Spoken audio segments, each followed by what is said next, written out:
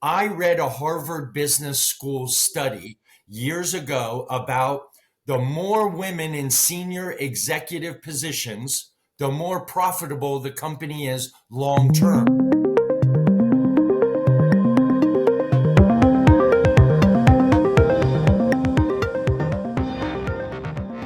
Hi, Ann Hofferberth here, and I'm joined by Rich Bernstein, the CEO of Mars Venus Coaching.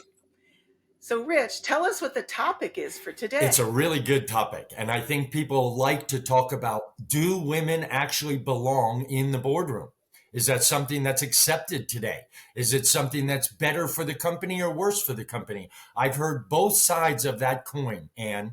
And I just want to tell you, and for the people that are listening here, I read a Harvard Business School study years ago about the more women in senior executive positions, the more profitable the company is long term, not just quick. And so I know John Gray did a lot of research into this and to really understand what's the dynamic, what's really going on in the boardroom when there's a lot of women there. And what we have found is that because women have this part of the brain called the corpus callosum, it connects the left and the right hemisphere, meaning the left side of the brain is actually talking to the right side of the brain. So they're using their logic, their intuition, the bigger picture. So men are typically inclined to fix problems just linearly. What can I do today? How do I fix it for today? Women tend to look at problems. How do I fix it for long term, for 10 years down the road? I actually had a client here in Las Vegas that I worked with. She was the only woman CEO on the Las Vegas Strip out of all the casinos. She said to me, Rich, I have to live in a masculine world. All the other CEOs, it's scotch and cigars on Friday night with all the other CEOs. And I said to her, you can actually run your casino with your feminine energy. She said, well, how do I do that? I have to get things done. I said, but do you nurture your employees? Do you look at solutions long term? Do you actually go around and make everybody feel valued in the company? She said, no, I don't do that. But I want to do that, but I'm held back because I feel the only way to be successful is to act like a man. John Gray calls that the third sex. We have the man, the woman, and the woman who acts like a man in order to be successful. That's the third sex. I said, Renee, why don't we just try it? Try it for 60 days, nurture your employees, make them feel valuable, make them really feel they're part of something bigger than themselves, show them your vision, where you're going with this casino. And you know, she was the number one casino in Las Vegas in profitability for that 60 days. She said, I'm going to keep doing this because this is really working for me. It was more aligned with her feminine energy. It was more nurturing the employees. It was making everybody feel they were part of a team rather than just get your job done, being part of a team. Like you're on a relay race where you're handing the baton to the next person and they run around. And so she loved it. It not only was more aligned with her, but everybody, all the other CEOs were going, what are you doing that's so different? And she was saying, I'm just aligned with my feminine energy and I'm starting to lead with that. I have found that there is so much unspoken language, and it's all in this really good book. This is called Work With Me that John Gray wrote. It's the blind spots between men and women in business that a lot of people don't know. It was Barbara Ennis and John Gray. Excellent book. I recommend it. And I'll give you a few of the examples in the book. If you're in a boardroom and let's say there's 5 women and there's 5 men, the man who's in charge, he's the leader, he's standing in front of the boardroom and everybody's sitting there. There is an unspoken language between men that if you have something to say, you would actually just say it. You would just blurt it out. Well, let me contribute. Let me say something. They don't even put their hand up. They don't wait to be called on. So if they have something to say, they're just going to say it. So a man who's a leader, if there's another man sitting there and he doesn't say anything, that man, the leader, will say, oh, he's got nothing to say. So I'm not going to call on him. I'm not going to embarrass him. I'm not going to call him out. He's got nothing to say. Because if he did, he would just say it. But men also think women are the same way.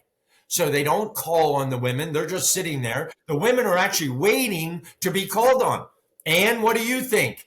Mary, what do you think? Because they're just waiting. That's from a woman's perspective, she's waiting to be called on. And when he doesn't call on her, because he thinks if she had something to say, she would say it. And when he doesn't call her, she says, see, I'm not included. Nobody included me.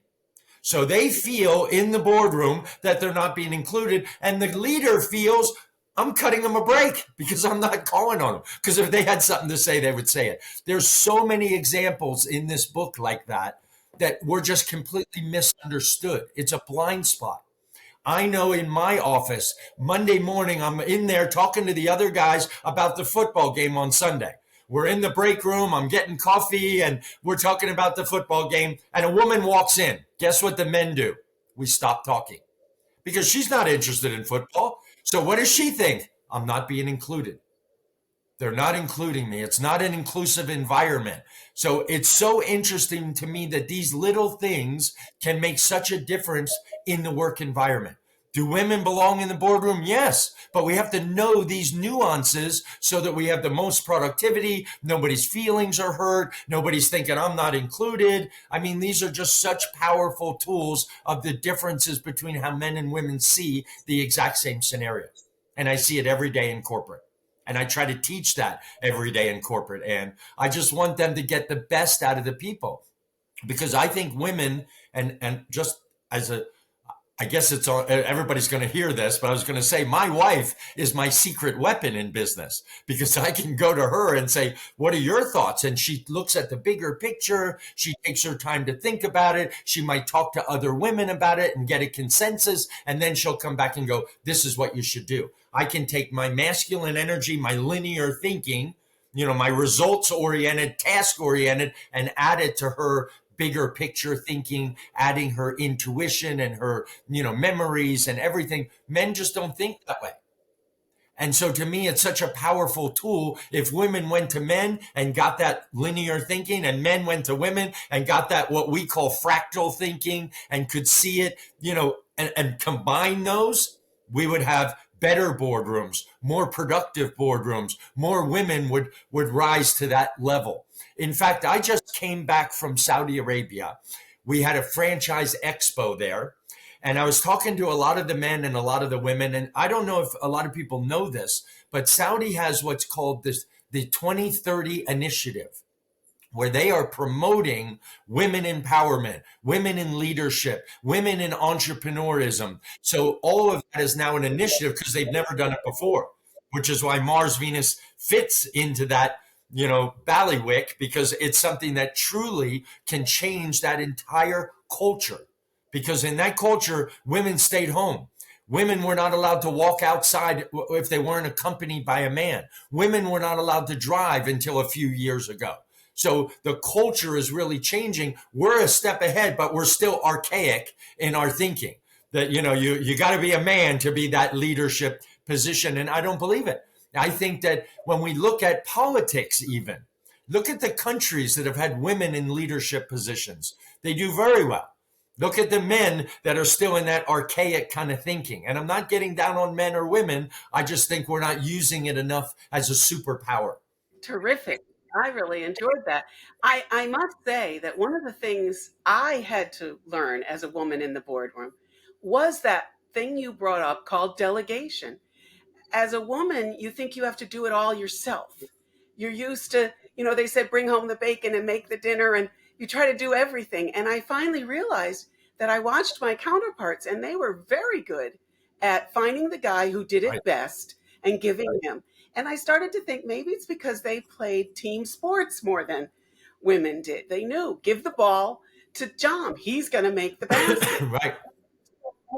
Is there something that you want to add to that? I think culturally, we've gotten into a place, especially now as generations pass, where I need to be an independent woman. I don't need to ask for help, all of those things. But what women don't realize is actually asking a man for help increases his testosterone. Men love to be the emergency man. If my wife says, I need your help, I'm like, really? I'll jump off the couch. But if you don't ask me, then I don't know. So I'm not really jumping in until I learn that that's one of the biggest things that women want.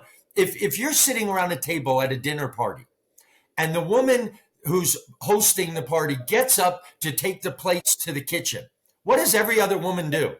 They stand up and just start helping. That's how women are with each other. They do it automatically. So women, just like in the boardroom at home, they assume the man knows this. But men are just waiting to be asked. If you ask a man, he'll say, sure, I'll help. I'll help clear. He doesn't say, no, I'm not going to help. But she's waiting for him to do it unsolicited, without being asked. It's the same thing in the boardroom, that unspoken language of delegation, of I want to be independent. I want to do it all myself. And then the man is saying, well, if she had something to say, she'd say it. She's not, you know what I mean? She's just not jumping in. It's so interesting, these unspoken society norms, I could call them, is what we assume. If you ask me for help, I'm going to help you. If you don't ask, you don't need help. That's what we assume. It's the same in the boardroom. It's the same that you're learning as a corporate, in your past. What you learned is that I can delegate this. Why do men do it? Because we want to get the help. We have no problem asking for help, but women do. And that to me is society. That to me is, just the norm. What everybody's learned to do is that you don't ask for help. You're an independent woman. You can do it yourself. I know my wife, even if I say, can I help you? She's like, nope, I got it. And she doesn't understand that men want to feel needed. That builds our testosterone. And with women, if you ask for help and he says, sure, I'll help, that builds your oxytocin. So it's actually the opposite. We're doing opposite of what our hormones would want us to do, is create that oxytocin by bonding, connecting, letting me help you, asking for help. That's a nurturing thing. And then with the man, it builds testosterone because I feel she needs me. Men need to feel needed. Women need to feel they're not alone. What's really interesting is when you make me feel I'm not needed, what do? I leave you alone. That's a vicious cycle. So if I leave you alone, then you go, I don't need him anyway. I'm going to do it on my own. So it's a vicious cycle going the wrong way. Here's one other thing that I noticed in the corporate environment, and I'd love to hear what you have to say about it. And it's, as you're climbing the rungs of the ladder, and you're getting up another step and you're getting up another step, and women are really pushing themselves up, I observed that women are less likely to take a step back for a long-term gain versus the men who see, well, wait a minute, that part of the business is really growing. So I'm going to move over there and maybe I won't have as much title, but I'm going to in the end. So I have observed that women aren't willing to give up the space because they work so hard to get on that rung. Yeah. They don't want to. But I also think that one of the, and that's a great point, but one of the problems that I think men have a different than women do when it comes to climbing the corporate ladder is that men go to work specifically to get that promotion, to get more money, to climb the ladder. So if you said to a man, I'm going to give you a promotion, I'm going to give you a new title, I'm going to give you more money, I'll take it. They don't even think. They don't even think about it. They just say, I'll take it, because that was their intention in the beginning. Women, because everything is connected to everything else, as they climb that ladder, they're thinking, wait a minute, is this going to affect my home? If they say, okay, you're going to get a promotion today, the first thing they're thinking is, how's that going to affect my family? How's that going to affect my evenings? How's that going to affect? So they're not so quick to just jump there. And so if they're going to go into a different role, they're not looking down the road. They're looking at how is that going to affect me? My vacations, my travel time, my evenings. Do I have to be on a computer working from home? What about dinner time? What about the kids? Because everything is connected to everything. So they're looking at it very differently. The men are taking any opportunity to take that jump, and women are, hold on a minute. If I go to this other department, or if I do that, will it get me there? Am I sure I really want to go there? Because how's that going to affect the rest of my world? In a woman's brain, everything is connected to everything else. In a man's brain, it's not. It's only connected to the next step. That's all we're thinking is, what's next? And do you see what I mean? And if that next is there to get there, I'll do it. That's why. And I think it's very interesting that, and I've had a lot of women that I've sat down to promote, and I've said, you ready to go to the next step? That's why and they're like, well, I need to think about it. Give me a few days. And I'm like, what? You don't want it right now? If I said that to a man, he's already in the office. He already took the job. He didn't even go home and talk to his wife about it. He took the job. So it's very interesting how we think differently. And like I said, nobody's right, nobody's wrong. It's just, how do we use this as our superpower? How do we use it as a benefit to the company and to the individuals themselves? Now, one more a question for you. I may have more too, but this one is, you want to train the men in the room. If you're the only woman in the room, and I often was, you want to train them on how to treat you. And very often they would ask me to take the notes. Ooh. What is the right thing to do to get men to understand that's not my role? Well, first of all, you were a president, right? So it's not your role.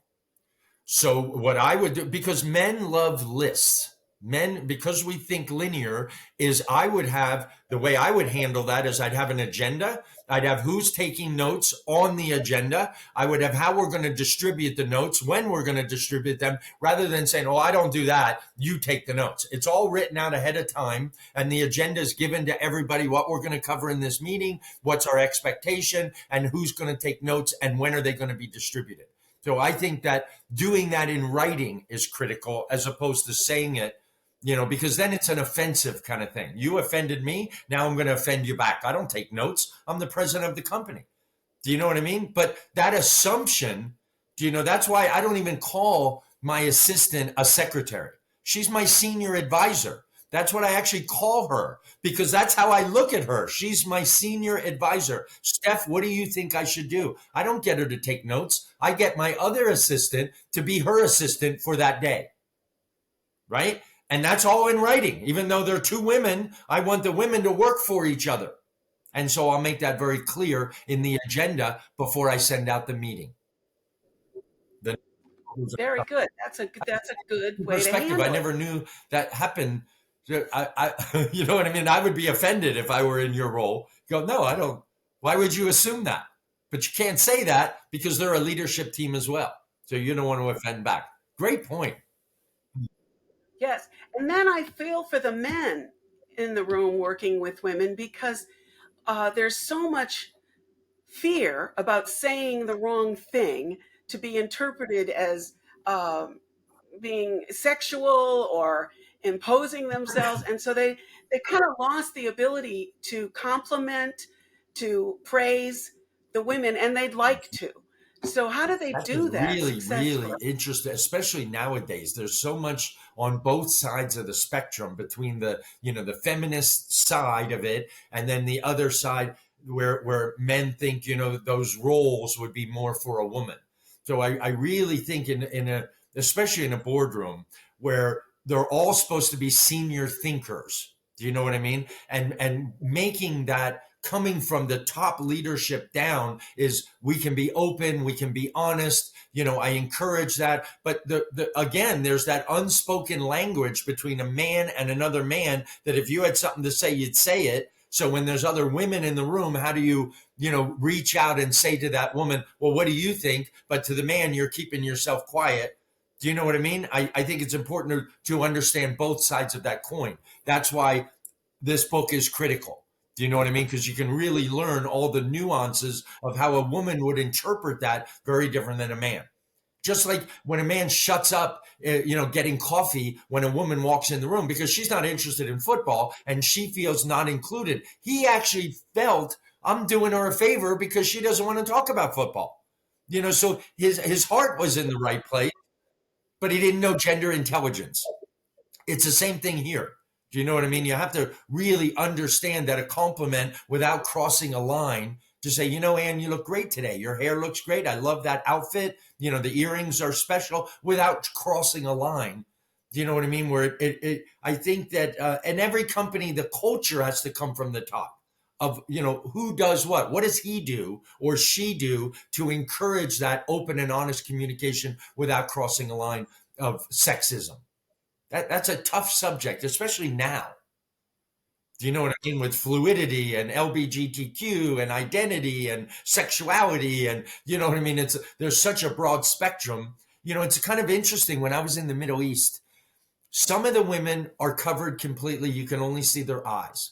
Some of the women don't have anything on their face, but they're wearing a burqa. Some of the women have nothing on, but just on their head. And some have nothing at all. They're just their clothes.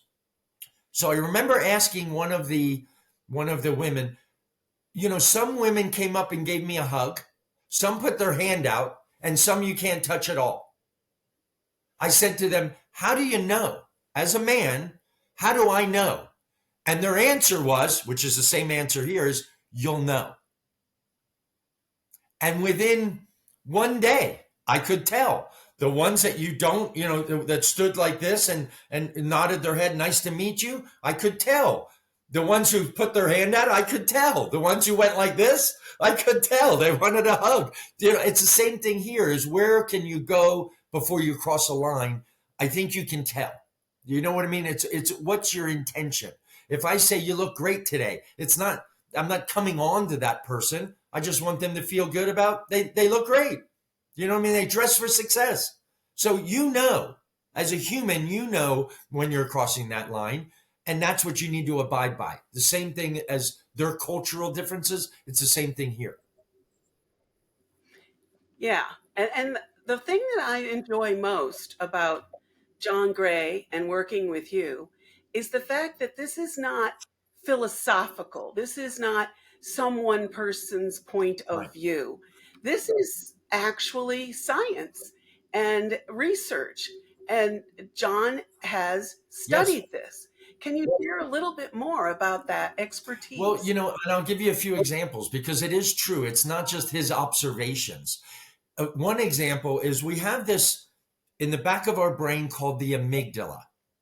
The amygdala is twice the size in a man's brain than in a woman's brain. You can look this stuff up. It's not, so what are the things that the amygdala does is fight or flight. That's what a man does. If you put pressure on a man in a boardroom or in a work environment, he's either going to fight with you or he's going to run away. So you can always tell a man under stress is he's behind closed doors. He's in his office with the door closed. Women, on the other hand, because the amygdala is smaller, and when she's under pressure, the blood flow doesn't go there. It goes to the limbic system. The limbic system is a seat of emotion. How does she cope with her emotional side? She goes and walks around the office and talks to people. So she'll be in somebody else's office. She'll be in another office. So if she's in her office with the door closed, then she has no stress. You can tell a woman under stress is walking around. A man under stress is behind closed doors. It's so interesting to me just because of these actual biological differences of the way the brain is wired. Women, remember, also on a cycle. So the hormones are very different. When they're at the peak of that cycle, it's a very different than a man trying to raise his testosterone. So these are the kind of things you can observe if you know gender intelligence, that you can see a woman walking around, she's under stress. Maybe I should talk to her. When a man's in the office with the door closed, he's under stress. Maybe I should talk to him. When he's out talking to people, no stress. When she's behind closed doors, no stress. So you see what I mean? You can see, because work environment is stressful from the top down, and everything is task orientation, which, by the way, is very testosterone generating. If I complete a task and I succeeding, winning, fixing, solving, these are all testosterone activities. So most women that are in the work environment are actually producing testosterone, which doesn't do anything for them. Oxytocin does, right? That's the nurturing hormone. So they're in their testosterone, their masculine energy almost all day. And then they go home and have to do all the things that women that don't work, they got to cook and clean and take care of kids and all that. So they never really have an environment where oxytocin is being produced. If I can get women leaders to be producing oxytocin in the boardroom, then we have a productive company. But nobody knows that. Gender intelligence is not as widely spread as it should be. But going back to that study, though, I'll tell you something, Ann. There are some countries now that, because of that study, are starting to require certain amount of women in leadership positions in a public company. Not a private, you can do whatever you want, but a public company. I know one of them is Belgium. If you can look that up, that's a certain amount of women. Another is Australia. I believe New Zealand is following suit. And there are some other European countries that are going, this works. So we're going to require a certain percent of women in those positions because they understand the value of it. It's amazing. Yeah, that's terrific. One of the one of the tricks, I'll call it, I used when I was running companies was that transition that you brought up from the corporate to the home.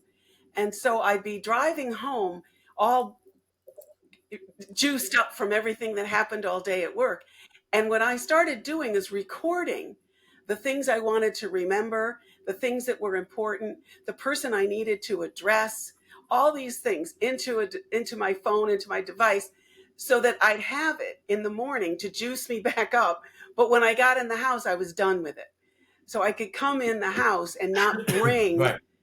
all Well, my that was your work way with of me. kind of dumping it into that device, and I'll pick it up tomorrow. Do you know what men do? Nothing. They just turn it off. They just turn it off because what's next is going home, laying on the couch, turning on sports or reading the newspaper. Because believe it or not, when a man shuts down after work, it rebuilds testosterone. Because when he's at the job, he's literally using it. So he walks in depleted. But shutting down, doing zero activity or watching, a sport or going a lot like video games. My son does that is he'll come home from work and turn on a video game because it shuts off the mind. And when you shut off the mind, a man's body rebuilds testosterone. He has the highest level of testosterone when he wakes up in the morning because he's had all night to sleep, all night to shut down. And then he wakes up in the morning with the highest level. He goes into work and he's using it all day, solving, fixing, achieving, succeeding. And then what? He comes home, he's depleted. And then what does he do? He shuts down to rebuild. And women go, why is he laying on the couch? There's so many things to do. Because she walks in the door with very low oxytocin. And as soon as she walks in the door, all these things she needs to do, it even drops further. What I try to get my wife to do is take a bubble bath when you get home, turn on music, things that nurture herself to rebuild that oxytocin. Anything she can do for herself. It's completely opposite to me. It's so interesting that a woman to build oxytocin bonds and connects, a man to build testosterone shuts down and disconnects. Nobody knows this stuff. Yeah, I think this has been very inspiring because so many times John Gray, Mars Venus is associated with relationships, relationships between men and women, marriages, date, all that. But this is about more companies learning gender intelligence so they can better work with the staff and make a You ever think balanced, business is all about successful. relationships? It is. You have relationships with the employees, you have relationship with vendors and suppliers. Of course, you have relationships with customers, but you're not really looking at it that inter-office is a relationship. You're absolutely right. And it's one of the things I spoke to John with when I first came here 17 years ago is we need to move all of this into the business world because it's not just that relationship. Marketing is building a relationship. Sales is building a relationship. Men and women respond to marketing very differently. But the marketing team doesn't think about it that way. They don't go, how's a woman going to respond differently than a man with this marketing campaign? And sales are very different. How a man, just goes and buys and women shop. I know my wife has to touch everything in the store. So that's a very different relationship with how I would sell to a woman as how I would sell to a man. They manage money differently. They manage time differently. They lead and are led very differently. When I do leadership trainings, Ann, I ask two questions. Do you believe men and women lead and are led very differently? They go, oh, of course. Do you train your leadership team to lead them differently? They go, no.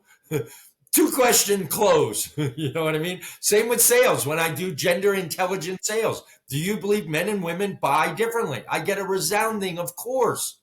Do you train your salesmen to sell differently? I get dead silence. And once you ring the gender intelligent bell, you can't unring it. It is everywhere. It applies to everything, especially business. Yes, especially Yes. business. I think we should hold up that book one more time and name it because what you've said is so Work inspiring. with me. and it's the blind spots between men and women in business. It's Barbara Annis, John Gray. They wrote it together because John came from the science side. Barbara has a lot of experience in the boardroom. She's been a corporate executive for 30 years. Amazing book.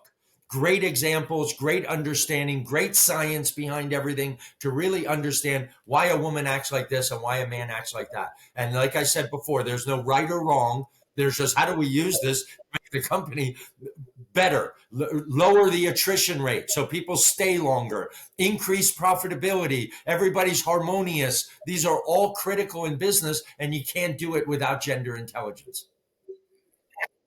I know. I mean, it eliminates that question. Why do they do that? Why is she doing that? If you know gender intelligence, you Right. understand and can But now I relate know to why it. they're doing it. And that's why, to me, as a CEO or any leadership position, whether you're a man or a woman, you want to understand this so that you can make your company more effective, more productive, more efficient. Like I said, the biggest thing I see is attrition rate drops. Because what does it cost every time you lose an employee and you got to rehire and retrain and everything? None of that really drops because men are there to get promoted and women are there to feel valued.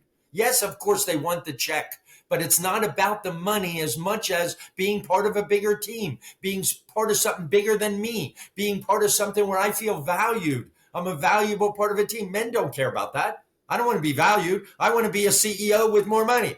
So it's a very different mindset, and I can make him feel just as important in the company where he'll be productive, and I make her feel so valued in this company where she'll never want to leave.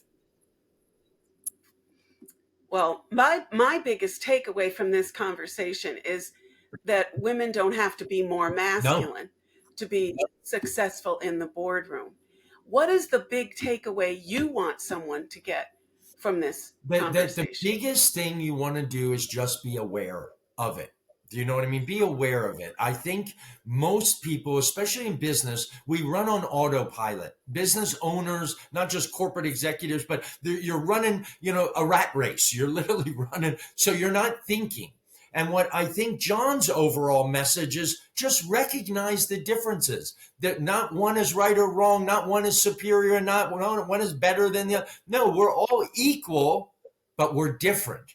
And we have to understand that difference and apply it. So that's the overarching message. It saved my marriage 15 years ago. I'm not sure if I didn't learn this because I didn't understand why is she doing that? Why am I doing this? Why do I act this way? Why does she act that way? Now that I understand it, my stress level gets down. The romance is amazing. The relationship is amazing just because of that. And I run Mars Venus the same way. My entire staff are all women. Because I can lead them very differently. They all have such a valuable role in a worldwide organization that I want them to feel that value. And that's how we run Mars Venus. So that's the overall message is recognize the differences and embrace them. Exactly. I think that's the perfect spot to end our conversation, to recognize the differences and embrace them. Thank you, Ann. Thank you, Richard. Thank you. Thank you for this interview. And please, everybody go out and recognize the differences and embrace them.